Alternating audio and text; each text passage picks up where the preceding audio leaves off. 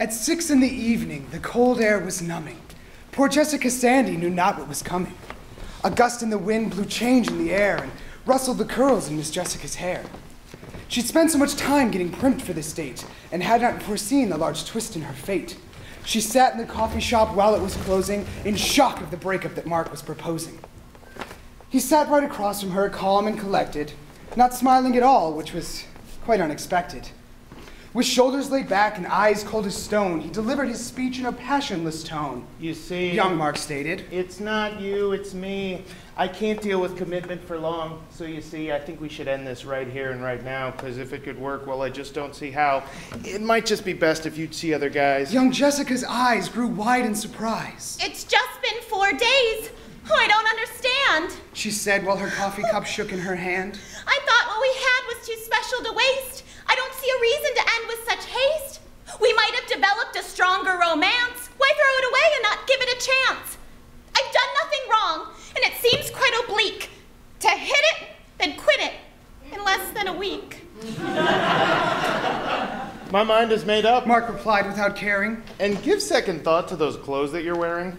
Now Jessica's feelings had truly been hurt. How could Mark, who'd seemed nice, treat her like dirt? She should have been mad at his insults and lying, but she felt like a fool, so she just broke down crying. Well, now that that's over, Mark said with relief, I can move on. She'll get over her grief. So Mark moved along to Irene at her table, but noticed his conscience was feeling unstable. My conscience is fine. He said he was fine, but he could not deny it. The voice of his conscience was all in a riot. No, I'm fine. I actually don't care. So Mark sat down for his date with Irene, convinced that his conscience was totally clean. It is clean. Well, they talked about things and they talked about stuff, and Mark told his lies and he acted all tough. He told her he liked her and faked some romance, but Mark only wanted to get into her pants.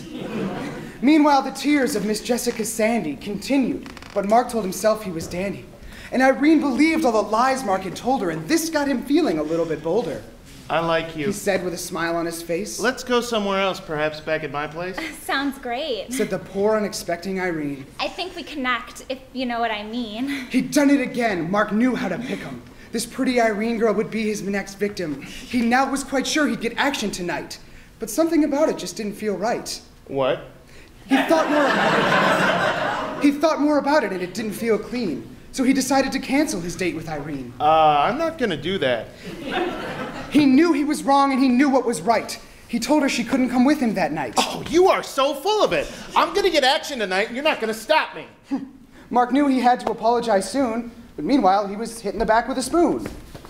Ow! Sorry, drop the tray. Come on, Irene, let's get out of here. When Mark looked outside, the clouds were quite frightening, and from up in the sky, he was struck by some lightning. Okay, I'll do it. God damn it. So Mark sat back down at the table. Look, I'm gonna explain this the best that I'm able. I don't think tonight's the best time for a date. I really just think... It'd be better to wait? Oh, that's too adorable. I understand. But next week, I'll have something really good planned. My dad owns Six Flags. The amusement park? Yes. Lately, the place has been such a success. We can get in for free, and whenever we're done, we can go back to the pool at my house for some fun. Mark's jaw dropped in awe as she made these great plans, and he felt bad about wanting her just for her cans. Oh, I've told you, I don't care. I don't feel guilty at all. I essentially don't have a conscience. I'm your conscience, you nitwit. Is it that hard to see? That bad things will come if you just ignore me. Your conscience is present wherever you go and nags at your thoughts from deep down below, in the depths of your soul and the depths of your heart, and all selfish actions just rip me apart. Pretending I don't exist never will work. I eat at your thoughts when you act like a jerk. My conscience? Well, yes, why else would I care? I'm a wreck about what happened to poor Jess over there. I thought I felt apathy. How can it be that my conscience was nagging me? Literally.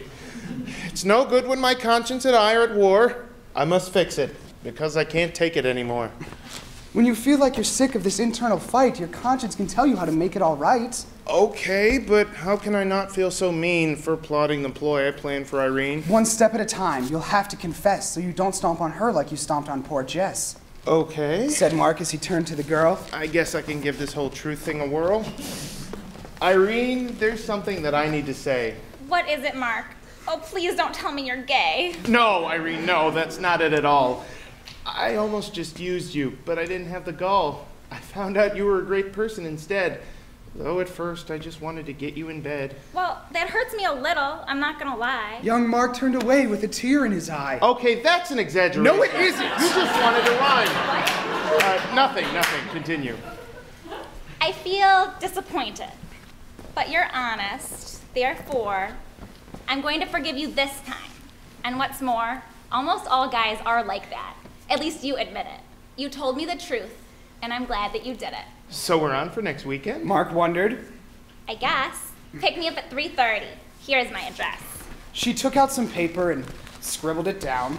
Her house was, of course, on the rich side of town. She smiled at Mark, winked, and then kissed him with passion.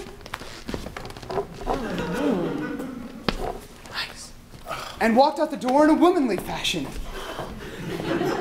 So Mark learned his lesson. I hate to get sappy, but you'll never feel right if your conscience ain't happy. I now understand. And he did, but he knew there was still one more thing that Mark had to do. So he picked up his chair and he walked to the table where one girl's emotions were still quite unstable. He sat in his seat and with pure conscience handy, I'm sorry. he said to Miss Jessica Sandy,